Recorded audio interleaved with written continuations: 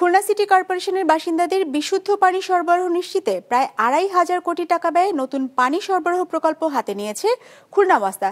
কিন্তু এই পরিকল্পনা প্রণয়ন থেকে দরপত্র আহ্বান পর্যন্ত খুলনা সিটি কর্পোরেশনের মতামতই নেওয়া হয়নি। ফলে দুই সংস্থার সমন্বয়হীনতায় প্রকল্প বাস্তবায়নের বরাদ্দ অর্থের অপচয় ও জনভোগান্তির শঙ্কা দেখা দিয়েছে। এস এম মিলনের ক্যামেরায় মোস্তফা জামালের রিপোর্ট।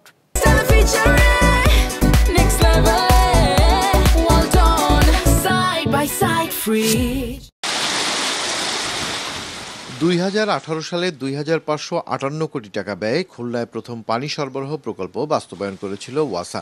কিন্তু তাতে শুষ্ক মৌসুমে পানির সংকট কমেনি। অর্ধেকেরও বেশি নাগরিক রয়ে গেছে ওয়াসার সরবরাহ নেটওয়ার্কের বাইরে। তাই এবার দ্বিতীয় ধাপে 2,598 কোটি টাকার নতুন প্রকল্প হাতে নিয়েছে খুলনা ওয়াসা। নতুন প্রকল্পে কেসিসির বর্তমান ও ভবিষ্যৎ এলাকায় বসবে 40 কিলোমিটার ট্রান্সমিশন লাইন, নির্মাণ হবে 4টি ওভারহেড ট্যাঙ্ক, পানি সরবরাহ বাড়বে দৈনিক 11 কোটি লিটার, আর নতুন সংযোগ দেওয়া হবে 25,800 হোল্ডিংয়ে। এক্সিস্টিং এরিয়ায় প্রায় 300 কিলোমিটার ডিস্ট্রিবিউশন নেটওয়ার্ক এবং কেসিসির বর্ধিত অংশে প্রায় 250 কিলোমিটারের বেশি ডিস্ট্রিবিউশন নেটওয়ার্ক এবং হাউস কানেকশন নির্মাণ করা হবে।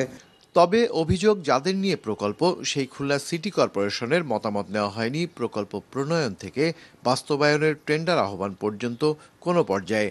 একটা ওয়ার্ক প্ল্যান আছে, বার্ষিক উন্নয়ন কর্মসূচি আছে। এর সাথে যদি আগের থেকে জানা যেত যে এই রাস্তা খুঁড়বে, তাহলে আমাদের এই উন্নয়ন পরিকল্পনা আরও কার্যকরী হতো। প্রকল্পের 62 ভাগ অর্থ এডিবি ঋণ আর বাকি 38 ভাগ অর্থ সরবরাহ করবে সরকার। ঋণের অর্থ 25 বছরে শোধ করতে হবে ওয়াসাকে।